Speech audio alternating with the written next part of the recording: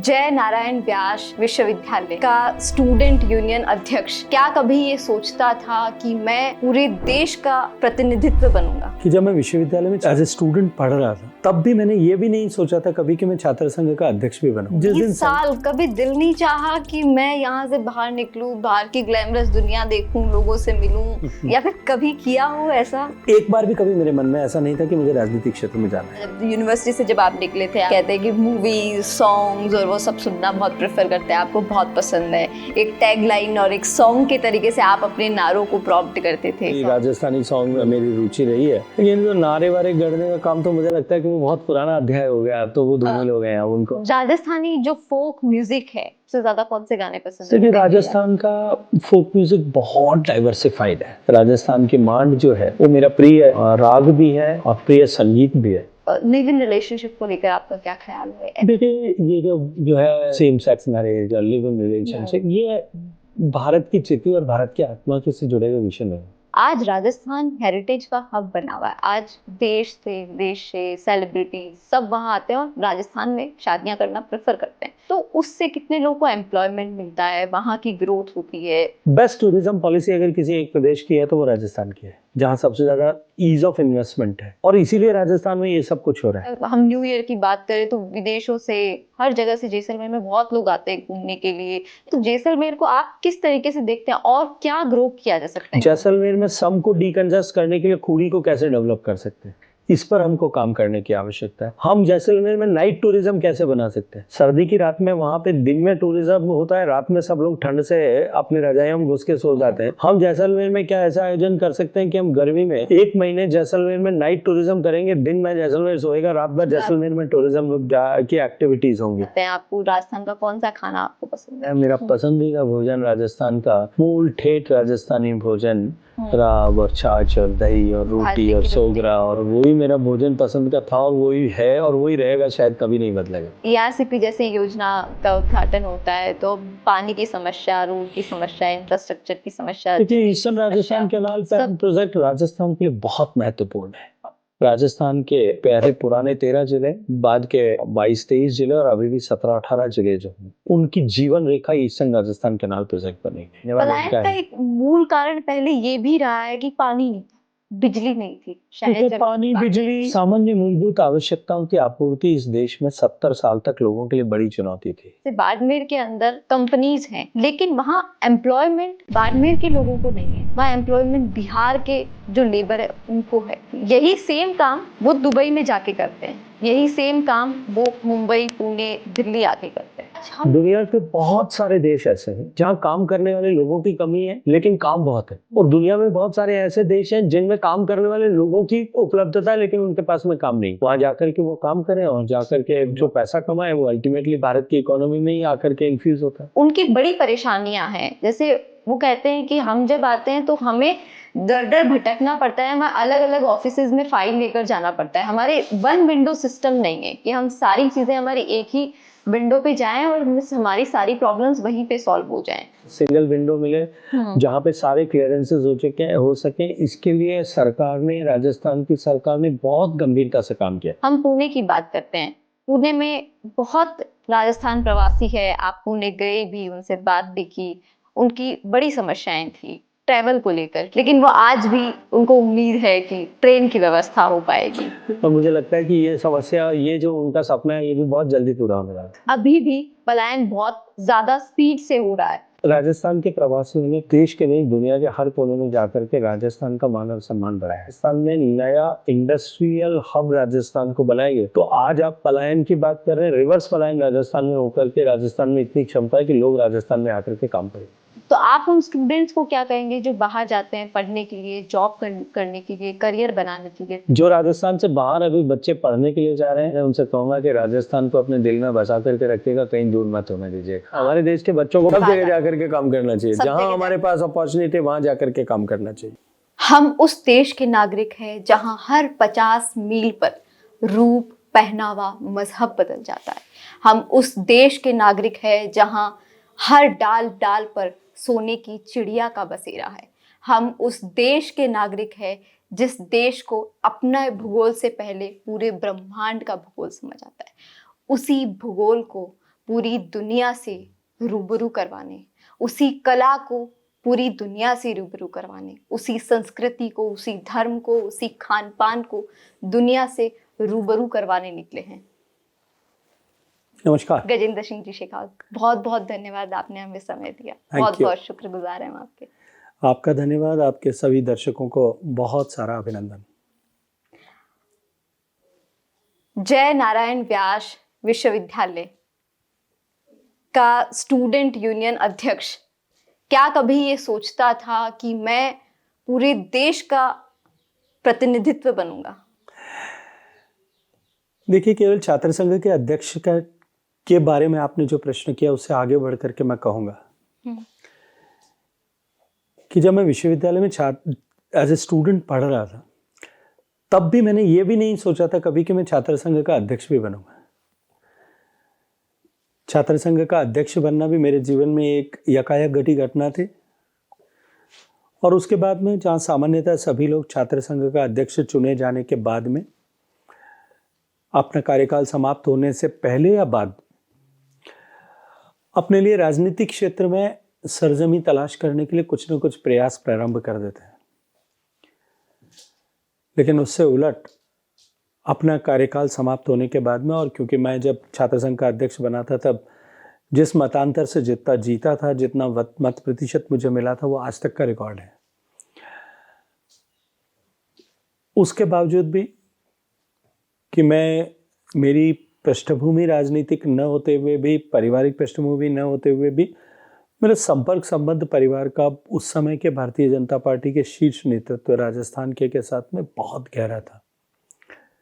कारण जातिगत soft corner या मेरे पिताजी और बानी भैरव सिंह जी उस बहुत पारिवारिक सदस्य के नाते थे, लेकिन फिर भी कभी मैंने इस दृष्टिकोण से कि मुझे राजनीतिक क्षेत्र में जाना, कभी प्रयास भी नहीं किया। मेरे उस समय के मेंटर्स ने, मार्गदर्शक जो थे, उन्होंने इस तरह की इच्छा अभिव्यक्त की कि मुझे सीमावर्ती क्षेत्र पर जाकर के देश की सीमाओं पर रहने वाले नागरिकों के जीवन में एक कर्तव्य बोध की भावना भरने के लिए, और वहाँ जिस तरह की गतिविधियां, अराष्ट्रीय गतिविधियों का केंद्र पश्चिमी राजस्थान के सीमावर्ती क्षेत्र बन रहा था, उस चुनौती को ध्वस्त करने के लिए काम करना चाहिए। 20 साल, और मैं लगातार 20 साल तक उस पर काम करता रहा। मैंने कभी भारतीय जनता पार्टी के जोधपुर के कार्यालय की देहरी पे भी पाँव नहीं रखा था। लेकिन 20 साल कभी दिल नहीं चाहा कि मैं यहाँ से बाहर निकलूं, बाहर की ग्लैमरस दुनिया देखूं, लोगों से मिलूं, और या फिर कभी किया हो ऐसा? एक बार भी कभी मेरे मन में ऐसा नहीं था कि मुझे राजनीतिक क्षेत्र में जाना है। यहाँ तक कि ईमानदारी से कहता हूँ, 2013 में जब हमारी तत्कालीन भारतीय जनता पार्टी की प्रदेश अध्यक्ष थी पूर्व मुख्यमंत्री आदरणीय वसुंधरा जी, और मेरे उस समय के हम लोगों के मार्गदर्शक विचार परिवार के मुखिया, उन्होंने जब मुझे बुला करके ये कहा था कि तुमको 2013 के विधानसभा चुनाव में विधायक के नाते चुनाव लड़ना है, ऐसा हमने विचार किया है, तो मैंने हाथ जोड़ करके मना किया था। मुझे आप सब में क्यों डालना चाहते हैं, मैं जो काम कर रहा हूँ मैं उसमें बहुत प्रसन्न हूँ। लेकिन संगठन ने तय किया कि मुझे राजनीतिक क्षेत्र में जाना है, काम करना है। चुनाव भी लड़ा, चुनाव जीता भी, और सम्मानीय प्रधानमंत्री जी ने मुझे लगातार 3 बार 2014 में, 19 में, 14 की सरकार के समय, 19 की सरकार के समय और 24 की इस नई बनी सरकार में, तीनों बार मुझे अपनी टीम में काम करने का सौभाग्यपूर्ण अवसर भी प्रदान किया। तो जब व्यक्ति ये सोचे कि मुझे ये प्राप्त करना है, तो वो विषय उतना महत्वपूर्ण नहीं होता जितना कि उसे जो दायित्व दिया गया है, जब तक वो काम उसके पास है, पूरी क्षमता के साथ उसमें काम करना। और मैं आज पूरी जिम्मेदारी के साथ में, with honesty, मैं पूरी जिम्मेदारी के साथ एक बात कहता हूँ, संगठन ने मुझे ये तय किया है कि मुझे राजनीतिक क्षेत्र में काम करना है। माननीय प्रधानमंत्री जी ने जो जिम्मेदारी दी है, कृषि के क्षेत्र में काम करने की जिम्मेदारी दी थी, मैं कृषि के लिए काम करता था। पानी के क्षेत्र में काम करने की जिम्मेदारी दी, मैं सब तरफ पानी देखता था। अभी मैं संस्कृति और भारत के पर्यटन को किस तरह से मैं विश्व के पटल पर ले जा सकता हूँ, इस पर देख रहा हूँ। लेकिन कल यदि संगठन ये तय करे कि मुझे जाकर के वनवासी कल्याण परिषद में काम करना है, या सेवा के किसी दूसरे क्षेत्र में काम करना है, सेवा के दूसरे किसी क्षेत्र में काम करना है, मैं पूरी जिम्मेदारी से आपके दर्शकों को कहता हूँ, पहले भी मैंने कहा है, मैं इसी प्राण की ऊर्जा के साथ में वहां भी काम करूंगा, क्योंकि मैं जानता हूं जहां भी काम कर रहे हैं, चाहे जो कोई भी भूमिका व्यक्ति ने अपने लिए तय की हो, अंततः उस काम का अंतिम उद्देश्य जो है वो भारत माता की जय है। जहां भी जाके काम करेंगे भारत माता की जय के लिए काम करेंगे। इसलिए क्षेत्र महत्वपूर्ण नहीं है, भूमिकाएं महत्वपूर्ण नहीं है, दायित्व महत्वपूर्ण नहीं है, महत्वपूर्ण आपका लक्ष्य है, जिस लक्ष्य को लेकर के आप आगे बढ़ रहे हैं। जब हम अभी आपने पानी की बात कही, जब हम सीमावर्ती क्षेत्र की बात करते हैं, आपने 20 साल वहां काम किया, सीकर, जैसलमेर, जोधपुर कैसे देखते हैं, फिर दिल्ली, फिर पूरा देश, आप में ही पूरी एक कल्चरल लोकेशंस की विविधताएं हैं, तो कैसे देखते हैं इस पूरे सिनेरियो को, पूरे अपनी जर्नी को? देखिए, मेरा परिवार, क्योंकि मेरा मूल गांव, मेरा पैतृक गांव सीकर जिले में है, लेकिन मेरा जन्म जैसलमेर में हुआ और स्कूल की पढ़ाई पिताजी की नौकरी के चलते हुए कई अलग अलग जगहों पे करने के बाद में ये विश्वविद्यालय की पढ़ाई जोधपुर से की। पढ़ाई पूरी करने के बाद में सीमावर्ती क्षेत्र पे देश की पूरी सीमाओं पर, थल सीमा पर काम करने का सौभाग्यपूर्ण अवसर मिला। उस समय में व्यापार व्यवसाय के चलते हुए दुनिया के हर क्षेत्र में जाने का अवसर मिला, दुनिया के अनेक देशों में काम करने का अवसर मिला और उसके बाद में राजनीतिक क्षेत्र में आकर के इस पूरे तीनों माननीय प्रधानमंत्री जी के 3 कार्यकाल में 3 बार मुझे अलग अलग क्षेत्रों में और महत्वपूर्ण क्षेत्रों में काम करने की जिम्मेदारी भी मिली। मैं ये मानता हूं कि ये 10 साल का कालखंड जो है, ये इस देश के लिए अत्यंत महत्वपूर्ण समय है। ये 10 साल जब देश में ट्रांसफॉर्मेशन हुआ है और हर क्षेत्र में हुआ है। अगर मैं सांस्कृतिक दृष्टिकोण से देखूं तो ये 10 साल माननीय मोदी जी का जो है, देश के सांस्कृतिक पुनरुद्भव का, द रिनाशा ऑफ कल्चर का समय है, कालखंड है, जब भारत की संस्कृति की पहचान पूरे विश्व के पटल पर नए सिरे से लिखी और गढ़ी जा रही है। कहीं ऐसा तो नहीं हो रहा राजस्थान थोड़ा सा आपसे पीछे छूट रहा है? क्योंकि राजस्थान में बहुत सारी चीज़ों पे मैं बात करना चाहती हूँ। जैसे राजस्थान का जो टूरिज्म विभाग है, हाल ही में मैं एक उद्योगपति से मिली, बहुत सारे उद्योगपतियों से मिली जो राजस्थान प्रवासी है। प्रवासियों की बहुत सारी चाहत है, हम राइजिंग राजस्थान करवाते हैं, हम MOU साइन करवाते हैं, सरकार चाहती है कि प्रवासी आएँ, लेकिन प्रवासी वहाँ आते हैं, उनको वो स्पेस, वो अपॉर्चुनिटीज़ और उतनी आसानी से वो चीज़ें वहाँ पर उनको नहीं मिल पा रही हैं।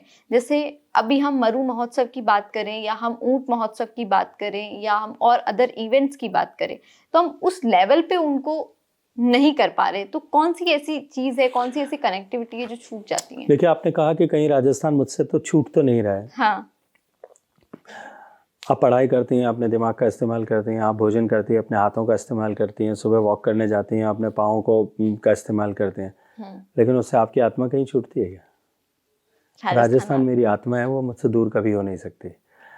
दूसरा विषय, सरकार प्रयास करती है, प्रयास धरातल पर सफल होते हैं, कुछ असफलताएं भी होती है, लेकिन निश्चित रूप से हम एक नेक इरादे को लेकर के सही समय पर तय करके यदि काम करते हैं तो निश्चित ही वो काम सफल होते हैं। और माननीय भजनलाल जी की सरकार ने जिस तरह से सरकार बनने के साथ ही ये राइजिंग राजस्थान समिट किया है, और उसके साथ साथ में राइजिंग राजस्थान समिट में जो 35 लाख के MOU हुए हैं, ये केवल नंबर नहीं है, उसकी पृष्ठभूमि में क्यों करके देश में किसी भी एक प्रदेश में अब तक हुए MOUs में सबसे ज्यादा राजस्थान में हुए। पहला इसलिए कि वो समय सही निश्चित किया गया था। सरकार के 2-3 साल बीत जाने के बाद में कोई होते तो लोग थे कि धरातल जो है पे काम करना शुरू करेंगे, उससे पहले क्या पता ये सरकार रहेगी कि नहीं रहेगी। और दूसरा, राइजिंग राजस्थान समिट करने से पहले जो राजस्थान के इम्पोर्टेंट सेक्टर्स हैं, माइनिंग उसमें एक है, टूरिज्म उसमें एक है, एनर्जी के लिए सोलर एनर्जी और रिन्यूएबल एनर्जी पे काम करना एक सेक्टर हो सकते हैं। ऐसे जो 9 सेक्टर्स हैं डिफरेंट, उन सब के लिए राजस्थान में इन्वेस्टमेंट पॉलिसी बनी। नई इन्वेस्टमेंट पॉलिसी के ऊपर उस पर पहले से सारा विवेचना होकर के काम हुआ, तब लोगों को ये विश्वास और भरोसा हुआ कि सरकार की नीति भी ठीक है और नीयत भी ठीक है, और सरकार ने सही समय पर काम किया, तब जाके 35 लाख करोड़ के MOU हुए। मैं मानता हूँ हम जो है प्रयास बहुत अच्छा करते हैं, लेकिन हमारे प्रयासों में निरंतर सुधार की गुंजाइश होती है। यदि कहीं भी किसी प्रवासी को ऐसा लगता है कि नहीं, मुझे ये हो सकने पर मुझे शायद बेहतर सुविधा मिलती निवेश की और मैं बेहतर निवेश कर पाता, या उल्टा कि राजस्थान के परिप्रेक्ष्य में ये बेहतर निवेश के लिए ये हो सकता था, 24 घंटे मेरे दरवाजे उनके लिए खुले, आइए आप चर्चा करिए, हम बैठेंगे सरकार के साथ बात करेंगे, उसको आगे बढ़ाएंगे। आपने जब ये बात कही तो उनके कुछ सजेशंस थे, शायद मैं आप तक वो पहुंचा पाऊं। वो कहते हैं जैसे हम टूरिज्म की, कल्चर की, हेरिटेज की, इन सब चीज़ों की बात करते हैं, आज राजस्थान हेरिटेज का हब बना हुआ है। आज देश से, विदेश से सेलिब्रिटीज सब वहाँ आते हैं और राजस्थान में शादियाँ करना प्रेफर करते हैं, पसंद करते हैं। उदयपुर, जोधपुर, जयपुर, तो उससे कितने लोगों को एम्प्लॉयमेंट मिलता है, वहाँ की ग्रोथ होती है, हेरिटेज ग्रोथ होती है। तो क्या हम उस इंडस्ट्री को और बेहतर तरीके से ग्रो कर सकते हैं? क्या और उसमें डेवलपमेंट हो सकता है? वो इन्वेस्ट करना चाहते हैं, वो उस चीज पे काम करना चाहते हैं। देखिए, इस सारी इंडस्ट्री में, स्पेशली टूरिज्म की इंडस्ट्री की अगर मैं बात करूं तो सरकार केवल फैसिलिटेटर के रूप में काम करती है। पहली काम पे होता है कि सरकार पॉलिसी बनाए। आज के दिन तारीख तक भी हिंदुस्तान में tourism being the state subject as per our constitution, best tourism policy अगर किसी एक प्रदेश की है तो वो राजस्थान की है, जहां सबसे ज्यादा ईज ऑफ इन्वेस्टमेंट है। और इसीलिए राजस्थान में ये सब कुछ हो रहा है। लेकिन सरकार की इन्वेस्टमेंट पॉलिसी के बाद में जो आम व्यक्ति का अतिथि संस्कार की जो भावना है, जो डीएनए है, वो भी उसके लिए काम करती है। इसलिए राजस्थान उसके लिए जो है अनुकूल स्थान होता है। लेकिन उसके बाद में जो है प्राइवेट इन्वेस्टमेंट उसमें आता है, वो इन्वेस्टमेंट पॉलिसी से ड्राइव होकर के आता है। तो राजस्थान में जिस तरह से लगातार इस राजस्थान को लेकर के इस तरह का रुझान बन रहा है, इसका इतिहास अगर उठा करके देखेंगे तो वो आदरणीय भैरव सिंह जी की जब 1993 से 98 के बीच में सरकार बनी थी, उस समय लिखा गया था। उन्होंने उस समय 90 से 98 के अपने उस 7.5 साल के कालखंड में राजस्थान के हेरिटेज टूरिज्म को इंसेंटिवाइज करने के लिए पॉलिसीज का निर्माण किया। आज उसका परिणाम है कि राजस्थान इस मुकाम पर आकर के सबसे आगे पे खड़ा है। हेरिटेज के लिए, हेरिटेज प्रॉपर्टीज जो बनी, जिस तरह का इंफ्रास्ट्रक्चर क्रिएट हुआ, सरकार प्रत्यक्ष रूप से इसमें क्या काम करती है? सरकार जो है फिजिकल इंफ्रास्ट्रक्चर बनाती है। सरकार ने सड़कें बनाई। आज राजस्थान की कनेक्टिविटी रोड्स के चलते हुए वो देश की सबसे बेहतरीन कनेक्टिविटी में से एक है। राजस्थान में एयर कनेक्टिविटी के लिए जिस तरह से बीकानेर, जैसलमेर, किशनगढ़, जोधपुर, उदयपुर, ये सब एयरपोर्ट फंक्शनल हुए, लेकिन अभी भी जितनी फ्रीक्वेंसी ऑफ एयरक्राफ्ट होनी चाहिए थी बीकानेर में, जैसलमेर में, किशनगढ़ में, जोधपुर में, वो नहीं हो पा रही।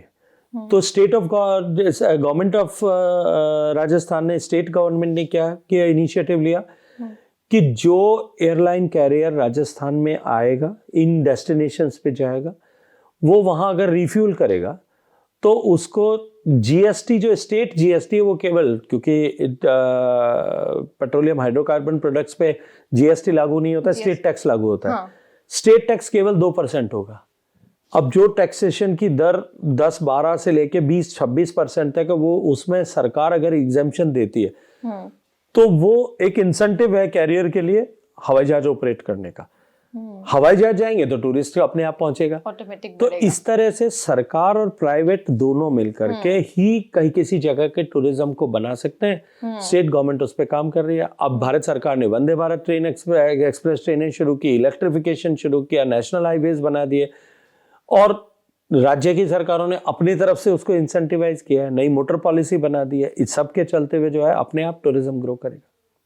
आप जब जोधपुर को देखते हैं, आप जब जैसलमेर को आज देखते हैं, तो जैसलमेर में आपको क्या लगता है कि और हम, जैसे आज जैसलमेर, हम न्यू ईयर की बात करें तो विदेशों से, हर जगह से जैसलमेर में बहुत लोग आते हैं घूमने के लिए, या न्यू ईयर वहाँ स्पेशली वहाँ सेलिब्रेट करने के लिए।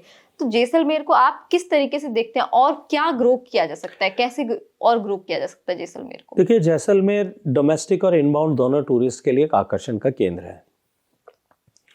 जैसलमेर में फिजिकल इंफ्रास्ट्रक्चर भी बना है, लेकिन मौसम की प्रतिकूलता के चलते हुए जैसलमेर में टूरिज्म सिर्फ 6 महीने 7 महीने चलता है। बाकी जो है गर्मी के कारण से जैसलमेर में लगभग शून्य हो जाता है।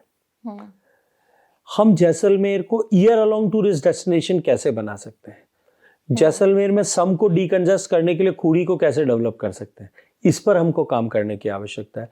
ईयर अलोंग डेस्टिनेशन बनाने के लिए वहाँ हम किस तरह से जो है कॉन्फ्रेंसेस आयोजित कर सकते हैं, उसका एक इंफ्रास्ट्रक्चर बना दें ताकि ऑफ सीजन में वहाँ इस तरह के इवेंट होने लगे। हम जैसलमेर में नाइट टूरिज्म कैसे बना सकते हैं, सर्दी की रात में वहाँ पे दिन में टूरिज्म होता है, रात में सब लोग ठंड से अपनी रजाइयों में घुस के सो जाते हैं। हम जैसलमेर में क्या ऐसा आयोजन कर सकते हैं कि हम गर्मी में 1 महीने जैसलमेर में नाइट टूरिज्म करेंगे, दिन में जैसलमेर सोएगा, रात भर जैसलमेर में टूरिज्म की एक्टिविटीज होंगी। सम के सैंड ड्यून्स पे भी हो सकती है, खुड़ी में भी हो सकती है, रात को एक्टिविटी जो है वो शहर में भी हो सकती है, शहर के पर्यटक स्थल रात को खुल सकते हैं। अगर हम इस तरह के नवाचार करेंगे तो हम जैसलमेर को ईयर अराउंड टूरिज्म का एक डेस्टिनेशन बना सकते हैं, और वो बनाएंगे तो जैसलमेर की इकोनॉमी जो है अभी जिस स्तर पर टूरिज्म इकोनॉमी ये दुगनी हो जाएगी। सरकार को इसके लिए कुछ प्रयास करने की आवश्यकता है, प्राइवेट सेक्टर के साथ में बैठ करके विचार करने की आवश्यकता है, निश्चित रूप से सफलता से ये किया जा सकता है। जब हम ग्राउंड क्षेत्र पे देखते हैं तो जब आपका नाम आता है तो ये हमेशा से ही चर्चा, जब यूनिवर्सिटी से जब आप निकले थे आप बड़ी मतलब कहते हैं कि मूवी सॉन्ग्स और वो सब सुनना बहुत प्रेफर करते हैं, आपको बहुत पसंद है, एक टैग लाइन और एक सॉन्ग के तरीके से आप अपने नारों को प्रॉम्प्ट करते थे। तो क्या क्या ऐसे नारे और कौन से मूवीज सॉन्ग आपको मूवीज पसंद तो है? मुझे नहीं लगता कि कभी मुझे बहुत ज्यादा उन्होंने फैसिनेट किया होगा, क्योंकि संगीत में, क्लासिकल म्यूजिक में, सॉफ्ट म्यूजिक में, मेरी राजस्थानी सॉन्ग में मेरी रुचि रही है। लेकिन जो नारे वारे गढ़ने का काम तो मुझे लगता है कि वो बहुत पुराना अध्याय हो गया, अब तो वो धूमिल हो गए हैं। अब उनको पुरानी चीजें याद करके खुशी होती है, अब निश्चित रूप से होती है, लेकिन बहुत सारी ऐसी स्मृतियां हैं जो अब विलोप हो गई। अब तो नया काम शुरू हो गया है, नई व्यवस्थाएं हो गई है, सब कुछ नया बदल गया है। हम लोग जब स्टूडेंट यूनियन का चुनाव लड़ते या लड़ाते थे उस समय में और अब में बहुत कुछ परिवर्तन हो गया है। तब सब कुछ फिजिकल होता था, अपने पोस्टर्स हम खुद बनाते थे, हम सब लोग ग्राउंड पे बैठ करके, जो स्टूडेंट्स उस समय दिन रात जाग करके अपने पोस्टर्स बनाते थे, उनको खुद डिज़ाइन करते थे, खुद लिखते थे, स्केच करते थे। वो सब अब खत्म हो गया। अब तो सब कुछ जो है सोशल मीडिया पे आ गया है, और कई लोग रातों रात सोशल मीडिया कईयों को नेता बनाता है और कईयों को बिगाड़ता भी है। तो आपको कभी कभी ये जहन में नहीं आता, ये नहीं लगता कि ये बैलेंस होना चाहिए था, कि एकदम से ये चीज लुप्त नहीं हो जानी चाहिए? हम डिजिटल, देखिए कुछ भी लुप्त नहीं होता। हाँ, कुछ भी लुप्त नहीं होता। ये जो कुछ क्रिएटिविटी का मॉडल बदल गया है, मोड बदल गया है, एक्सप्रेशन का मीडिया बदल गया है, लेकिन ह्यूमन एक्सप्रेशन तो अभी भी वही है। पहले जो कोई कागज डिजाइन करता था, अब वो जो है वो डिजिटल स्क्रीन पे डिजाइन कर रहा है। ये तय है कि अब कम्युनिकेशन की रीच बहुत बढ़ गई है। आज पहले एक विषय को लोगों तक पहुंचाने के लिए, विश्वविद्यालय में लोगों तक पहुंचाने के लिए हमको कई दिन तक काम करना पड़ता था, कई महीनों तक उसके विषय को बार बार लोगों के बीच में लेकर के जाना पड़ता था, कैंपस में लेकर के जाना पड़ता था। आज एक दिन तय होता है, दूसरे दिन सबके मोबाइल में वो विषय होता है। लेकिन इसके चलते हुए बहुत सारी चीज़ों का अन्यथा भी परिवर्तन आया, लेकिन ये परिवर्तन तो जो है समय सापेक्ष है और शाश्वत है, चलता रहेगा। अभी आने वाले समय में और भी नए परिवर्तन होंगे। जैसे हम संस्कृति की बात करते हैं तो कुछ मूल बातें शायद हम कभी कभी वो बातें करना जरूरी भी नहीं समझते हैं सामाजिक तौर पे, कि आज जो यूथ है बहुत सारी चीजें हैं, जैसे कि एजुकेशन में बहुत सारे बदलाव आ रहे हैं, टेक्निकली चीजें सीख रहे हैं, लेकिन एक सामाजिक ढर्रे के तौर पे अलग अलग डायरेक्शन में आगे बढ़ना, जैसे लिव इन रिलेशनशिप को लेकर आपका क्या ख्याल है? ऐसी चीज, ऐसे मुद्दों को, ऐसी जो आजकल समाज में जो बातें आती है उनको लेकर आपका क्या ख्याल है? देखिए, ये जो है सेम सेक्स मैरिज और लिव इन रिलेशनशिप, ये भारत की चिति और भारत की आत्मा के से जुड़े हुए विषय नहीं है। भारत में इन ऐसे संबंधों को न तो कभी मान्यता दी गई थी, न कभी दी जानी चाहिए, क्योंकि भारत में सभी तरह की सामाजिक संबंधों के लिए व्यवस्थाओं का निर्धारण बहुत साइंटिफिक तरीके से सोचते हुए अपने अनुभूत ज्ञान के आधार पर हमारे ऋषियों मनीषियों ने किया था। लेकिन निरंतर भारत में पहले भारत के इन सांस्कृतिक मूल्यों को मिटाने के लिए तलवारों के आधार पर प्रहार किए गए। जब हजारों साल तक हमने इस तरह के झंझावात झेले, इस तरह के हमले झेले, गुलामी के समय में अपरोक्ष रूप से इनको मिटाने के अनेक प्रयास हुए, चाहे वो मुगलों के काल में या अंग्रेजों के काल में। आजादी के बाद में भी जो अपेक्षा थी उसके उलट, क्योंकि शासन और सत्ताएं ऐसे लोगों के हाथ में रही जिनके दिल और दिमाग दोनों भारतीय नहीं थे। इसके चलते हुए, और वो प्रभाव आज हमें दिख रहा है। उसके चलते हुए जो प्रयास, उसके चलते हुए भी भारत की सांस्कृतिक मूल्यों को मिटाने और घटाने दोनों के प्रयास हुए। लेकिन आज भी वैचारिक प्रदूषण के आधार पर इस तरह की बातों की चर्चा करके, इस तरह के बातों पर विमर्श खड़ा करके भारत के सांस्कृतिक मूल्यों को फिर एक बार कमतर करने के प्रयास हो रहे हैं। लेकिन अब चूंकि भारत के शासन व्यवस्था में ऐसे लोग बैठे हैं जिनके दिल और दिमाग दोनों भारतीय तरीके से सोचते भी हैं और बूझते भी हैं, इसलिए अब मैंने जहां से शुरू किया था वहीं वापस आता हूं कि ये भारत की सांस्कृतिक और सांस्कृतिक मूल्यों के पुनरुद्भव का समय शुरू हो गया। और उससे आगे बढ़कर के एक बात कहता हूं कि जब 500 साल पहले भगवान श्री राम का मंदिर बाबर के सेनापति ने तोड़ा था, उस दिन भारत के सौभाग्य का सूर्य अस्तांचल में चला गया था। अब जब वो वापस मंदिर बनाए तब सौभाग्य का सूर्य वापस उदित हो गया है। और अब आप देखते रहिए, उजियाला फैलेगा और चारों तरफ रोशनी, भारत की रोशनी जो है, भारत की सांस्कृतिक प्रभाव की रोशनी फैलती हुई आपको दिखाई देगी। आप दुबई की पैराग्लाइडिंग की तारीफ करते हुए नजर आते हैं। आप पूरी दुनिया आपने देखी है, आप बाहर जाते हैं, आपने सब कुछ देखा। आप दुबई में 40 to 45% इंडियंस हैं, उसमें एक बहुत बड़ी तादाद में राजस्थानी हैं। तो क्या वो राजस्थान की जीडीपी, क्या वो राजस्थान को ग्रो नहीं कर सकते? क्या वो दुबई में काम करके राजस्थान और भारत की जीडीपी में कंट्रीब्यूट नहीं करते? क्यों भारत नहीं एकमात्र देश है, भारत एक ऐसा देश है जो दुनिया में जहां सबसे ज्यादा रिपेट्रिएशन होता है। भारत का बेटा अगर बाहर जाकर के कहीं काम कर रहा है और वो वहां अपना लाइवलीहुड अर्न करके और देश में वापस अपने घर वालों के पास में पैसा भेजता है, वो भारत की जीडीपी में कंट्रीब्यूट करता है। दुनिया में सबसे ज्यादा रिपेट्रिएशन ऑफ मनी जिन 10 देशों में होती है उसमें से 3 एशिया में है, भारत, पाकिस्तान और बांग्लादेश। और दुनिया में भारत सबसे बड़ा रिपेट्रिएशन वाला देश है, जहां सबसे ज्यादा पैसा विदेश से देश में आता है। इसलिए केवल इसको इस दृष्टिकोण से देखना कि वो सारे लोग आकर के जोधपुर में या राजस्थान में काम करें, ये उचित नहीं है। उनको वहां अपॉर्चुनिटी मिली है, ऐसी अपॉर्चुनिटी मैक्सिमम। देखिए, आप दुनिया की बाउंड्रीज जो है, फिजिकल बाउंड्रीज अपनी जगह होंगी, लेकिन एम्प्लॉयमेंट के दृष्टिकोण से बाउंड्रीज सिक्योर रही। लेकिन आज हम दुनिया के बहुत सारे देश ऐसे हैं जहां काम करने वाले लोगों की कमी है लेकिन काम बहुत है, और दुनिया में बहुत सारे ऐसे देश हैं जिनमें काम करने वाले लोगों की उपलब्धता है लेकिन उनके पास में काम नहीं। हम इस अपॉर्चुनिटी को अवेल करें, और तब भारत सरकार देश के दुनिया के अन्य देशों के साथ में समझौता करती है। वो जापान के साथ करती है, वो मिडिल ईस्ट के साथ में करती है, वो यूरोप के साथ में करती है, कि उनके लिए रिक्वायर्ड मैन पावर जो है, उनकी अपेक्षाओं के अनुरूप मैन पावर है जो हम भारत से भेजें, ट्रेन करके भेजें, स्किल करके भेजें, वहां जाकर के वो काम करें और जाकर के जो पैसा कमाएं वो अल्टीमेटली भारत की इकोनॉमी में ही आकर के इन्फ्यूज होता है। इसलिए मैं इसमें कहीं ऐसा दोष नहीं मानता कि हमारे देश के बच्चों को बाहर जाकर के काम नहीं करना चाहिए। सब जगह जाकर के काम करना चाहिए, जहां हमारे पास अपॉर्चुनिटी वहां जाकर के काम करना चाहिए। सब जगह जाकर सीखना चाहिए। आज पश्चिमी राजस्थान के कम से कम भी 5000 से ज्यादा ऐसे युवा होंगे जो रेस कोर्स में और हॉर्सेज की इंडस्ट्री में काम करते हैं। अब उस इंडस्ट्री को वहां मैन पावर की जरूरत है। हमारे यहाँ रेस कोर्स इंडस्ट्री डेवलप नहीं हो सकती अगले 50 साल भी, तो क्या उनको काम नहीं करना चाहिए?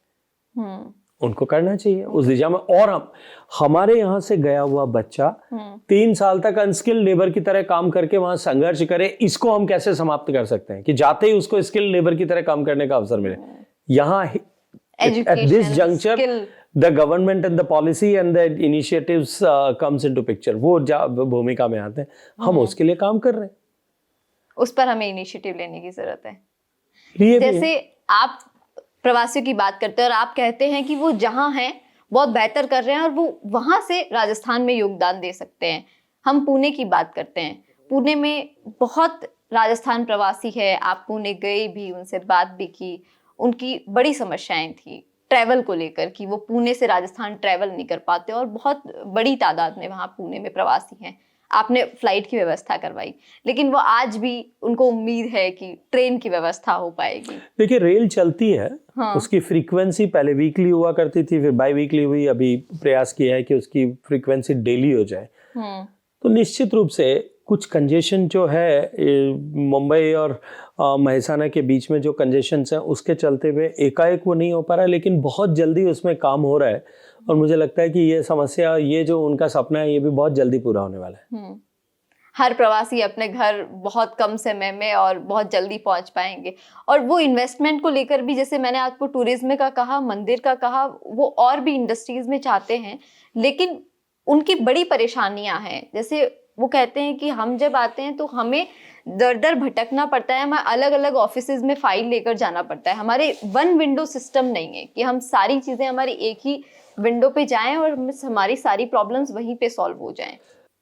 लेवल प्लेइंग फील्ड मिले, सबको मिले, काम करने में सुविधा मिले, सिंगल विंडो मिले जहाँ पे सारे क्लियरेंसेस हो सके। इसके लिए सरकार ने, राजस्थान की सरकार ने बहुत गंभीरता से काम किया। यदि मैं देश की सरकार के परिप्रेक्ष्य में बात करूं तो हमने ईज ऑफ डूइंग बिजनेस में कहाँ हम जो है आखिरी अंतिम पंक्ति में खड़े होते थे, वहां पर हमने 40-50 पोजीशन की छलांग लगा करके हम आगे आ गए और निरंतर उसमें सुधार हो रहे हैं। कानून की बाध्यताओं की बात करें, हमने हजारों कानूनों को जो है, जो ब्रिटिशर्स के ज़माने में थे, उनको सबको हमने ख़त्म करके और भारत के लिए, भारत के अनुकूल कानूनों को बना दिया। बहुत सारी ऐसी कानूनी बाध्यताओं को समाप्त कर दिया। मिनिमम इंटरफेरेंस ऑफ गवर्नमेंट हो, ये माननीय मोदी जी की सोच है। इस पर भारत की सरकार और राज्य की सरकार दोनों काम कर रही है। जब हम जिस सिलसिले में आज इंटरव्यू कर रहे हैं, राजस्थान प्रवासी, जो लोग राजस्थान से बाहर चले जाते हैं, उनको अपने घर की याद आती है, अपनी ज़मीन की, अपने गांव की याद आती है। बहुत सारी मजबूरियां रहती हैं, बहुत सारी परेशानियां रहती है कि उनको पलायन करना पड़ जाता है।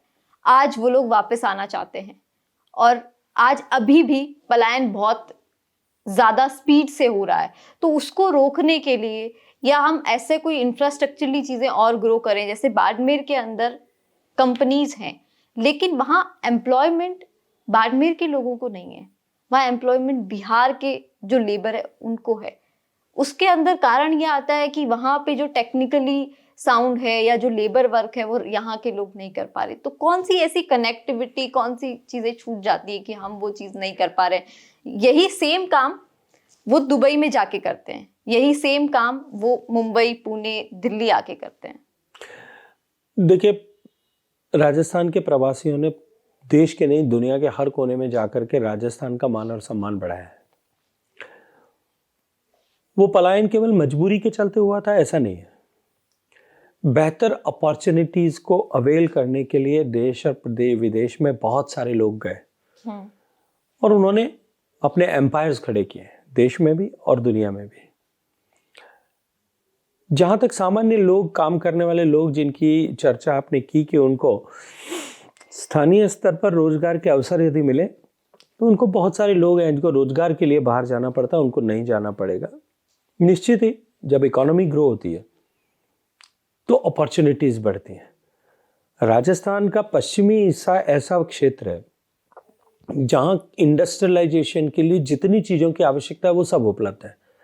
वहां जमीन उपलब्ध है, इंडस्ट्री लगाने के लिए पहली चीज चाहिए, एनर्जी चाहिए, उसके लिए बिजली उपलब्ध है। इतना सारा सोलर और विंड पावर पे राजस्थान में काम हुआ है। उसके बाद में पानी चाहिए, कम से कम इंडस्ट्री चलाने के लिए जितना पानी चाहिए उतना पानी वहाँ है। उसके बाद में जो है वो रॉ मटेरियल चाहिए, हाइड्रोकार्बन से लेकर के, तेल से लेकर के, कच्चे तेल से लेकर के, गैस से लेकर के, मार्बल से लेकर के, मिनरल से लेकर के, मेटल तक 62 तरह के जो है वो रॉ मटेरियल्स राजस्थान में, पश्चिमी राजस्थान में उपलब्ध है। रेयर अर्थ तक वहाँ पे उपलब्ध है। इसके बाद में जो है आवश्यकता होती है वो होती है आपको इंडस्ट्रियसनेस की, उद्यमशीलता की। राजस्थान के लोगों ने प्रूव किया है अपने आप को। इन्वेस्टमेंट की आवश्यकता होती है, वो राजस्थान में। पॉलिसी की आवश्यकता होती है, वो राजस्थान में। अब इन सब अनुकूलताओं को एक जगह करके अगर हम राजस्थान में नया इंडस्ट्रियल हब राजस्थान को, पश्चिमी राजस्थान को बनाएंगे तो आज आप पलायन की बात कर रहे हैं, रिवर्स पलायन राजस्थान में होकर के राजस्थान में इतनी क्षमता है कि लोग राजस्थान में आकर के काम करेंगे। जैसे हम संस्कृति की हमने बात की, तो उसमें जैसे कि हमने यूथ की बात की है, स्पोर्ट्स, आपने बास्केटबॉल प्लेयर आप रहे, स्पोर्ट्स भी एक अलग दिशा में प्रॉपर आगे बढ़ता हुआ नजर आ रहा है। संस्कृति, उसमें भी कहीं बहुत सारी चीजें हैं जो मोल्ड हो रही है, नई तरीके से बदलाव आ रहा है, उसको आप कैसे देखते हैं? देखिए, जब किसी समाज का, किसी संस्थान का या किसी देश का सामर्थ्य बढ़ता है, सामर्थ्य के साथ स्वीकार्यता बढ़ती है। समर्थ व्यक्ति यदि कोई बात करता है, उसको सब लोग स्वीकार करने लगते हैं। अब भारत का सामर्थ्य बढ़ रहा है, आर्थिक दृष्टि से भारत संपन्न हो रहा है। आज दुनिया की 5वीं बड़ी अर्थव्यवस्था बन के 3री बनने की दिशा में जा रहा है, जबकि 10 साल पहले हम फ्रेजाइल 5 इकोनॉमीज में थे, आज हम रोबस्ट 5 इकोनॉमीज में हैं। भारत का सामरिक प्रभाव बढ़ रहा है। हम दुनिया के सबसे बड़े इंपोर्टर हुआ करते थे, आज हम दुनिया के टॉप 10 एक्सपोर्टर्स में।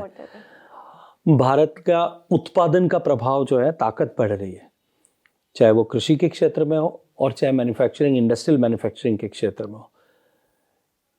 जब किसी देश का सामर्थ्य बढ़ता है तो उसकी स्वीकार्यता बढ़ती है। इसलिए आज भारत से निकले हुए ज्ञान की स्वीकार्यता पूरे विश्व भर में बढ़ रही है। आज देश का प्रधानमंत्री, योग तो यही था, देश का प्रधानमंत्री पूरे विश्व के पटल पर योग फैलाने के लिए बात करता है। भारत में जितने लोग दिन में योग उनके जीवन का हिस्सा नहीं, उससे ज्यादा विदेश में हो गए। दुनिया के 200 देशों में योग पर आज काम हो रहा है। भारत की संस्कृत पहले भी यही थी, जिसको भुलाने की कोशिशें की जा रही थी। आज वो संस्कृत दुनिया के टॉप 100 यूनिवर्सिटीज में से 90+ यूनिवर्सिटीज में उसके डिपार्टमेंट और उस पर रिसर्च हो रहा है। भारत के आयुर्वेद, भगवान धन्वंतरी मकर जो है समुद्र मंथन से निकले थे, तब से भारत में आयुर्वेद था, लेकिन उस आयुर्वेद की कभी स्वीकार्यता, मान्यता नहीं थी। आज पूरी दुनिया जो है मोरिंगा और हल्दी और नीम और इलायची और इन सब की बात करती हुई दिखाई दे रही है, और इनके प्रोडक्ट बन रहे हैं। भारत के सांस्कृतिक मूल्यों की पहचान नए सिरे से गढ़ी जा रही है। भारत की पारिवारिक पद्धति, भारत की कृषि पद्धति, भारत की पशुपालन आने वाले 10 साल, भारत के पिछले 10 साल जो हैं भारत के सांस्कृतिक पुनरुद्भव के काल थे, और आने वाले 25 साल भारत के उत्कर्ष के काल होंगे। नई दिशा में भारत बढ़ रहा है, सही दिशा में बढ़ रहा है, नई दिशा, सही दिशा में। तो जैसे कि हमने प्रवासी पे बात की, बहुत सारी चीजों पे बात की, अब हम आपकी कुछ पसंदीदा चीजों के बारे में, जैसे राजस्थान, अब जब आप जाते हैं, जैसे आज भी आपने दिल्ली में जितने भी राजस्थान के यहाँ जो प्रवासी रहते हैं उन सबको बुलाया, एक कल्चरल मीट, जैसे हम आज पतंग महोत्सव है, सबको मिलने के लिए यहाँ बुलाया। आप जब घर जाते हैं, आपको राजस्थान का कौन सा खाना आपको पसंद है? देखिए, सांस्कृतिक, यहाँ जब आप मिलते तो आपको कैसा लगता है अपने लोगों से मिलकर? मकर संक्रांति का त्योहार हमारे लिए एक अलग तरह की महत्ता रखता है, और मैं ये मानता हूँ कि संक्रांति का ये जो त्योहार है, पर्व है, ये एक नए प्रारंभ का पर्व है। सूर्य आज अपनी दिशा बदल करके उत्तरायण में आकर के और नए सिरे से प्रयाण कर रहा है।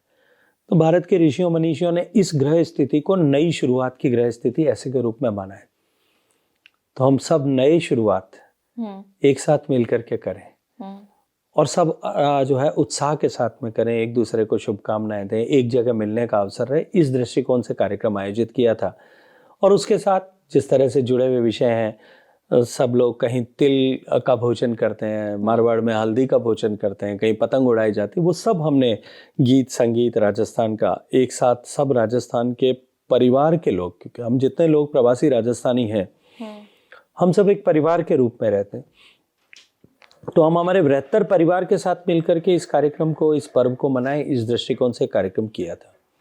जहाँ तक भोजन का विषय है, मेरा पसंदीदा भोजन राजस्थान का मूल ठेठ राजस्थानी भोजन, राब और छाछ और दही और रोटी और सोगरा और हल्दी और सांगरी, और वही मेरा भोजन पसंद का था, और वही है और वही रहेगा, शायद कभी नहीं बदलेगा।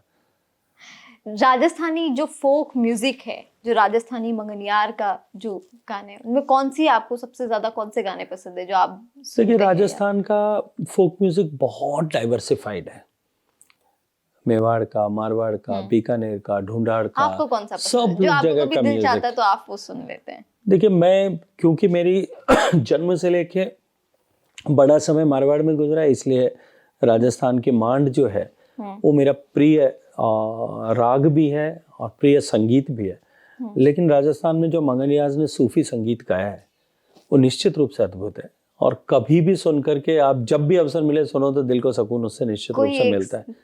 बहुत सारे हैं राजस्थान में, इतने लीजेंडरी सिंगर हुई हैं, गौरी देवी हुई हैं, जमीला बाई, जमाली बाई, अला जलाई बाई राजस्थान में हुई हैं। अभी अभी राजस्थान में बहुत ख्यातनाम कलाकार जिन लोगों ने बहुत अच्छा प्रदर्शन किया है, बहुत सारे मंगनियार हैं, अनवर खां हैं अभी बहुत अच्छा गाते हैं, मतलब बहुत सारे संगीतमय की साधना करने वाले लोग हैं जिनके सुर के नाद से आपके जो है आपके पूरी मन मस्तिष्क के सब झूम उठता है, झनकृत होता है।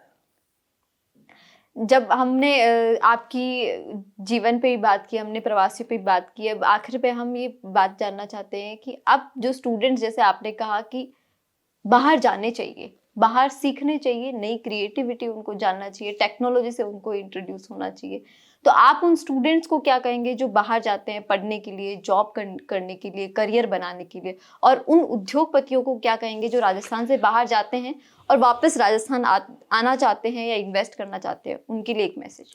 देखिए, राजस्थान संभावनाओं के नए द्वार पे खड़ा है। जो प्रवासी देश या दुनिया में एस्टेब्लिश हो गए, जो सफल हो गए, मैं उनसे कहूँगा कि अब राजस्थान में निवेश करने का समय है और ये गोल्डन अपॉर्चुनिटी है। जो राजस्थान से बाहर अभी बच्चे पढ़ने के लिए जा रहे हैं या कुछ काम के सिलसिले में राजस्थान से बाहर जा रहे हैं, उनसे कहूँगा कि राजस्थान को अपने दिल में बसा करके रखिएगा, कहीं दूर मत होने दीजिएगा। अपनी जड़ों से जुड़े रहिए, और जो वृक्ष जड़ों से जुड़े रहते हैं वही हरे रहते हैं। जो जड़ों से कट जाते हैं वो सूख करके या तो गिरते हैं या तूफानों में धराशायी हो जाते हैं। इसलिए अपनी जड़ों से जुड़ करके भी रहिए और जड़ों को मजबूत भी रखिए। आपने जड़ों की बात की, तो अभी आपने जो जनता की जो जमीन, इतने लंबे अरसे से जनता परेशान हो रही थी, वो जनता को वापस दिलाई। आम जनता के लिए इतना सोचना, इतना देखिए, पोखरन में जब फील्ड फायरिंग रेंज बनी है उसके बाद में, क्योंकि उस समय तक जमीन की बहुत कीमतें नहीं हुआ करती थी, लोगों के पास में बहुत सारी जमीनें थी और कुछ डिमार्केशन में त्रुटियां हुई, उसके चलते हुए सीमावर्ती क्षेत्र की बहुत सारी गांवों की जमीनें जो फील्ड फायरिंग रेंज से सटी हुई थी, वहाँ सिचुएशन की क्लैरिटी नहीं थी और उसके कारण से फौज वहाँ ग्रामीणों को खेती नहीं करने देते थे। कई वर्षों से रुका हुआ विषय था, लेकिन मैंने प्रयास किया और मैं धन्यवाद करूंगा माननीय रक्षा मंत्री राजनाथ सिंह जी का कि उन्होंने उसमें सहयोग किया, और आज वो खुशी का दिन आया है जब हजारों किसानों की जमीनें जिनमें संशय की स्थिति थी वो संशय के बादल छंटे। इससे पहले भी 2014 में जब मुझे जनता ने पहली बार अवसर दिया था, जैसलमेर बाड़मेर के बीच में बसिया के क्षेत्र में मैनूवर ट्रेनिंग एरिया फौज का बने, उसको लेकर के एक परिकल्पना 70 के दशक में सोची गई थी, उस पर काम शुरू हो गया था। उसका एक्विजिशन करने के लिए, उसको गांवों को खाली कराने के लिए प्रक्रिया, कागजी कार्रवाई सब शुरू हुई थी। क्योंकि सीमावर्ती क्षेत्र पर मेरा पुराना संपर्क था, सभी लोगों ने मुझे आग्रह किया, और मैं धन्यवाद करूंगा उस समय के रक्षा मंत्री भारत के आदरणीय स्वर्गीय मनोहर पर्रिकर साहब का, कि जब उनके सामने मैंने विषय रखा, उन्होंने विषय को समझा, हमने बार बार उसके लेकर के पूरी डिटेल उनके संज्ञान में लाए, तब उन्होंने उस फाइल को हमेशा के लिए निरस्त कर दिया। हजारों लोगों का जीवन जीवन में विस्थापन का वो दर्द जो है उससे उनको मुक्ति मिली।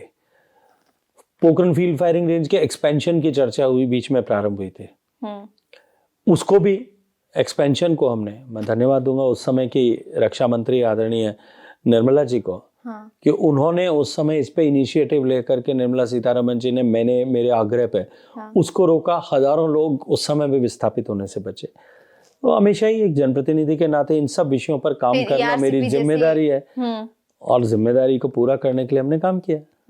ERCP जैसी योजना का उद्घाटन होता है तो पानी की समस्या, रोड की समस्या, इंफ्रास्ट्रक्चर की समस्या, देखिए, eastern Rajasthan canal pan project Rajasthan के लिए बहुत महत्वपूर्ण है।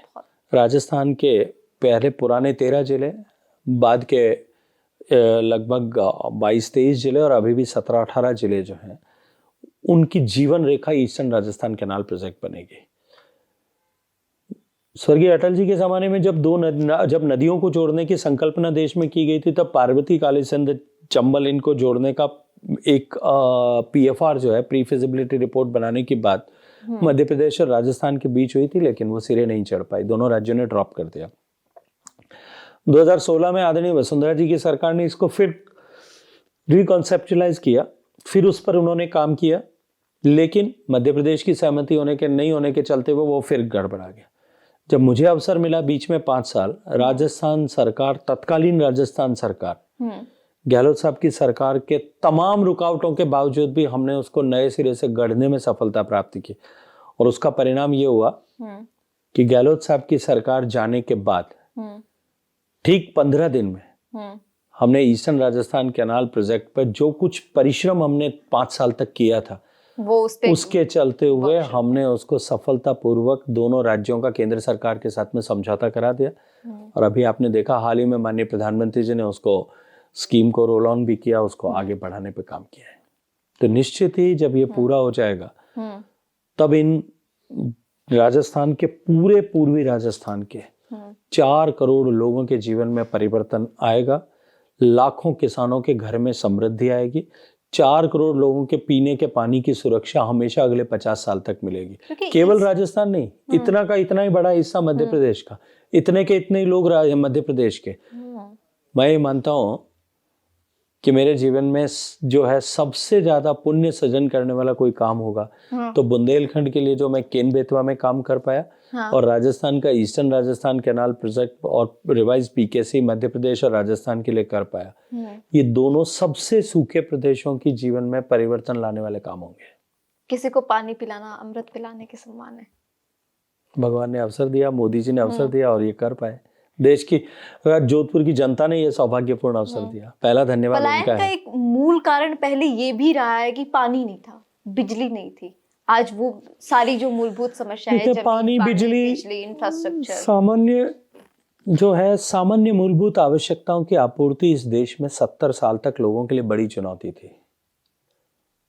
और उन आवश्यकताओं की आपूर्ति के लिए देश के आजादी के 70 साल बाद तक लोगों ने नरेंद्र मोदी के आने का इंतजार किया। पहली बार किसी देश में किसी प्रधानमंत्री ने सारी योजनाओं को समग्रता के साथ पूरा करना, बिजली पहुंचानी है हर घर तक पहुंचानी, पानी पहुंचाना है हर घर तक पहुंचाना है, गैस का चूल्हा पहुंचाना है हर घर तक पहुंचाना है, शौचालय बनाना है हर घर तक बनाना है, बैंक का खाता खोलना है हर घर तक खोलना है, सड़क बनानी है हर गांव तक बनानी।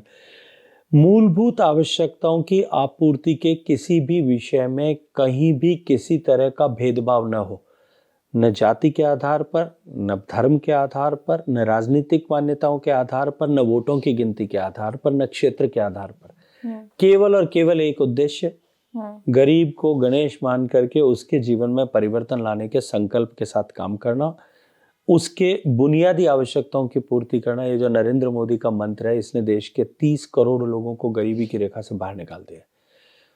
और ये जो 30 करोड़ लोगों की ताकत मध्यम वर्ग के रूप में भारत में सृजित हुई है, ये भारत के भवितव्य का निर्माण करने वाली है। हम जब संस्कृति की बात कर रहे हैं, हम जब विश्व की बात करते हैं, तब जहन में एक ख्याल आता है कि हम महाकुंभ की बात कर रहे हैं कि 45 करोड़ लोग, जो आम देशों की जनसंख्या भी नहीं होती इतनी, कैसे उसका पूरा मैनेजमेंट हम देखेंगे, कैसे पूरे उन चीज़ों को मैनेज कैसे करेंगे, कैसे हम बाहर के देशों को और इन्फ्लुएंस कर पाएंगे, कैसे और सैलानी वहाँ आ पाएंगे। फिर हम एक तरफ देखते हैं कि हम महाकुंभ को इतने अच्छे स्तर पे देखते हैं, एक तरफ वो क्षेत्र आता है जहाँ आपने 20 साल उस क्षेत्र को दिया, 20 साल देने के बावजूद आज उस क्षेत्र के अंदर मरु महोत्सव जैसे होते हैं, ऊंट महोत्सव बीकानेर में होते हैं, लेकिन हम उस लेवल पर हम प्रवासियों को नहीं वहां पर ला पा रहे हैं, हम सैलानियों को, जो लोग टूरिस्ट हैं, हम वहां पे उनको नहीं ला पा रहे हैं। कहाँ वो एक कनेक्टिविटी छूट जाती है? देखिए, कुंभ की तुलना दुनिया में किसी भी अन्य आयोजन के साथ में नहीं की जा सकती। कुंभ भारत की संस्कृति के आदि तत्वों में से एक है। अभी प्रयागराज में मेरे मंत्रालय के कुछ डिपार्टमेंट्स ने एक एग्जीबिशन वहां किया जिसको हमने नाम दिया शाश्वत कुंभ। शाश्वत कुंभ। और जब मैं शाश्वत कहता हूं तो 3000 से भी ज्यादा वर्षों का लिखित इतिहास कुंभ का जो है उसको हमने वहां प्रदर्शित किया है। और कुंभ केवल एक आध्यात्मिक महत्ता का विषय नहीं है। आध्यात्मिक पक्ष हम उसका जानते हैं सभी लोग, लेकिन उसके अतिरिक्त और उसके पीछे जो जिस तरह की कथा है, जिस तरह का भाव है कि कुंभ समुद्र मंथन में जब अमृत निकला और उस अमृत की बूंदें जहाँ 4 स्थानों पे पड़ी और जिस देवी संयोग में पड़ी, उसको लेकर के कुंभ को आयोजन होता है। लेकिन कुंभ की अपनी सामाजिक महत्ता भी है। ये भारतवर्ष जो है ना, जिनकी आपने जहाँ से चर्चा को प्रारंभ किया, ये अनेक विविधताओं से भरा हुआ देश है। अनेक बोली, अनेक भाषा, अनेक पूजा पद्धतियाँ, अनेक मान्यताएं, अनेक तरह का भोजन, अनेक तरह की संस्कृति, अनेक तरह का पहनावा, अनेक तरह का खान पान, ये सब भारत में। और इतनी विविधताओं से भरा हुआ देश एक कैसे हो सकता है? उसकी एकता को सूत्र में बांधने वाले बहुत सारे कारक हैं, बहुत सारे तत्व हैं। हमारे पर्व हैं। आज हम मकर संक्रांति के दिन बात कर रहे हैं। मकर संक्रांति का पर्व भी अपने आप में भारत को एकता के सूत्र में बांधने वाला पर्व है। जब पूरा भारत के हर अलग अलग हिस्से में, नाम चाहे अलग हो रहे होंगे, लेकिन पूरा भारत किसी न किसी रूप में आज उत्सव मना रहा होगा। कहीं बिहू के रूप में, कहीं पोंगल के रूप में, कहीं उत्तरायण के रूप में, कहीं संक्रांति के रूप में। पूरा देश एकता के सूत्र में बंधा है, कहीं लोहरी के रूप में। और इसी तरह से कुंभ जो है भारत को एकता के सूत्र में बांधने वाला है, भारत को समरसता के सूत्र में बांधने वाला है। आज कुंभ में, जैसा आपने कहा, 45 करोड़ लोग आएंगे। लोग गंगा में उस त्रिवेणी के संगम पर डुबकी लगा रहे होंगे। कोई पड़ोस में खड़े व्यक्ति से ये नहीं पूछेगा कि तुम कौन से प्रांत से आए हो, किस बोली को बोलने वाले हो, तुम शैव हो या वैष्णव हो, तुम वेद पाठी हो, योग पाठी हो। कोई किसी से नहीं पूछेगा। कोई किसी से नहीं पूछेगा कि किस जाति के व्यक्ति हो, कोई किस समाज से आते हो, किस रास्ते से आए हो, तुम हवाई जहाज में आए हो या जो है पैदल चल करके आए हो, सिर पे गठरी लेकर के आए हो, या 5 स्टार होटल में रुक के आए हो। सब एक साथ एक भाव के साथ में जुड़े, वहां भारत का निर्माण होता है। सो कुंभ, मैंने पहले भी कहा, आज फिर कहूंगा, कुंभ भारत के विराट रूप का दर्शन है। कुंभ भारत की सामाजिक समरसता का दर्शन है। और इससे आगे बढ़ करके कुंभ का आध्यात्मिक पक्ष और इस सामाजिक पक्ष के अतिरिक्त तो कुंभ का अपना एक आर्थिक पक्ष भी है, जहाँ 45 करोड़ लोग दुनिया के एक जगह इकट्ठा होंगे। ये जीडीपी में कितना बड़ा कंट्रीब्यूशन करेगा? बहुत बड़ा। वहाँ इन कितने सब लोगों को एम्प्लॉयमेंट मिलेगा? इसलिए कुंभ से तुलना किसी भी फेस्टिवल की जाए। आपने कहा कि मैंने आपका एक इंटरव्यू देखा, आपने कहा 1.5 लाख वहां पे शौचालय बनाए हैं। 1.5 लाख शौचालय। उसके अलावा आपने जो कहा था, जो वर्कर साफ सफाई करने के लिए, जिनकी व्यवस्था देखने के लिए 4.5 लाख लोग हैं, जिनके ऊपर व्यवस्था करने के लिए मैनेजरियल सुपरवाइजर लोग हैं, वो 10-12 हजार से ज्यादा लोग हैं। उन 4,62,000 लोगों के आवास की व्यवस्था भी की है। 4,62,000 मतलब एक बी कैटेगरी का शहर होता है। वो पूरा तो सिर्फ स्वच्छता कर्मियों का है। इसके अतिरिक्त बिजली का काम देखने वाले, पानी का काम देखने वाले, अन्य स्वच्छता का काम देखने वाले, टेंट लगाने वाले, जो है भोजन बनाने वाले, कितने लाखों लोग हैं। कुंभ में कुल मिलाकर के 15 लाख कल्पवासी, 10 से 12 लाख साधु और 10 से 15 लाख इस तरह का जो है सेवा देने वाले लोग जो हैं, वो कुंभ में पूरे 45 दिन और उससे पहले के 10-15 दिन पहले से वहां पर निवास कर। तो इसलिए कुंभ का आर्थिक पक्ष देखने के यदि आप दृष्टिकोण से देखोगे तो ये कुंभ जो है भारत का बहुत बड़ा आयोजन है। आपने कहा कि कुंभ जैसे आयोजन, दूसरे आयोजन मरु महोत्सव या क्यों नहीं हो सकते? आपने कहा कि दुनिया में जो है अधिकांश देशों की आबादी नहीं है। दुनिया में भारत और चाइना के अलावा किसी देश की जितनी आबादी नहीं है जितने कुंभ में लोग आएंगे। लेकिन कोई भी किसी भी अन्य फेस्टिवल की, दुनिया के किसी फेस्टिवल की, चाहे वो स्पोर्ट्स से जुड़ा हुआ हो, चाहे वो कल्चर से जुड़ा हुआ हो, चाहे वो टूरिज्म से जुड़ा हुआ हो, चाहे वो पॉलिटिक्स से जुड़ा हुआ हो, कोई उस स्केल की बराबरी नहीं कर सकता। लेकिन सीख ले सकते हैं। लेकिन वहां सीख भी नहीं हो सकती, क्योंकि कुंभ में लोग किसी के बुलावे पर या किसी चीज पर नहीं आते। कुंभ में स्वतः स्फूर्त प्रेरणा से देश और दुनिया से लोग आते हैं। आज 15 लाख लोग हम अनुमान कर रहे हैं कि विदेश से भारत में सिर्फ कुंभ के लिए आएंगे। 15 लाख लोग वो जो है कि वो भारत को एक नए सिरे से जानने खोजने के कौतूहल के चलते हुए वहां आ रहे। हम ऐसा क्या ट्रायंगल हम सेट करेंगे, या ऐसी क्या चीज हम उसमें और कर सकते हैं कि सिर्फ अगर कुंभ में वहां आए तो सिर्फ वही नहीं, वो उसके बिहाफ पे और भी जगह विजिट करे, और भी जगह जाए। देखिए, टूरिज्म मंत्रालय, भारत सरकार ने बियॉन्ड कुंभ इसको लेकर के पूरी रचना की है। हमने उत्तर प्रदेश के टूरिज्म मिनिस्ट्री को भी साथ लिया। हम्म, कुंभ आने वाले व्यक्ति अयोध्या भी जाए, कुंभ आने वाला विदेशी सैलानी जो है वो काशी विश्वनाथ में जाकर के वहाँ दर्शन भी करे, अन्य पर्यटक स्थलों पर भी जाए, उत्तर प्रदेश में भी जाए और उत्तर प्रदेश के बाहर भी जाए। हमने ऐसे well thought, well curated tourist package, luxury tourist package जो हैं वो जो हमने डिज़ाइन किए हैं और उनको हमने आने वाले पर्यटकों के साथ में शेयर करके उसको मार्केट किया, ताकि हम कुंभ की इस अपॉर्चुनिटी को ओवरऑल टूरिज्म के ग्रोथ की अपॉर्चुनिटी के रूप में ले सकें। और इसके साथ साथ में हमने इसको नेशनली इंटरनेशनली पॉपुलराइज करने के लिए हैशटैग्स बनाई हैं। आने वाले टूरिस्ट को फैसिलिटेट करने के लिए हमने एक 24/7 काम करने वाली हेल्पलाइन शुरू की है, जो 24 घंटे कभी भी जो टूरिस्ट आता है वो जैसे ही उसका फर्स्ट इंटरफेस होता है उसके साथ में, जब वो भारत में प्रवेश करता है और उसको जो प्रवेश के इमिग्रेशन के काउंटर पे जो उसको पहली कुंभ के से जुड़ी हुई जानकारी मिलती है, वहीं उसको QR कोड से वो सीधा एक ऐप को में एंटर करता है, जिससे वो 24 घंटे 24 घंटे और पूरे 45 दिन कुंभ में किसी भी जगह पे खड़ा है और उसको जिस भी तरह की असिस्टेंस चाहिए, उसको पुलिस चाहिए, उसको पानी चाहिए, उसको इमरजेंसी मेडिकल चाहिए, उसको whatever facility he is requiring for whatever thing is looking for, उसके लिए उसको तुरंत जो है विद इन सेकेंड्स उसको असिस्टेंस मिलती है। तो हमने ओवरऑल टूरिस्ट के एक्सपीरियंस को एलिवेट करने के लिए और ओवरऑल टूरिज्म भारत के उसको बढ़ाने के लिए, दोनों के लिए काम किया है। बहुत बहुत शुक्रिया, बहुत बहुत धन्यवाद। आपके दर्शकों का बहुत सारी आपके दर्शकों को शुभकामनाएं।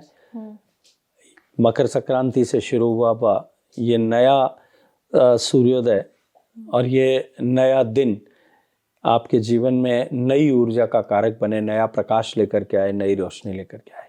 बहुत सारा अभिनंदन।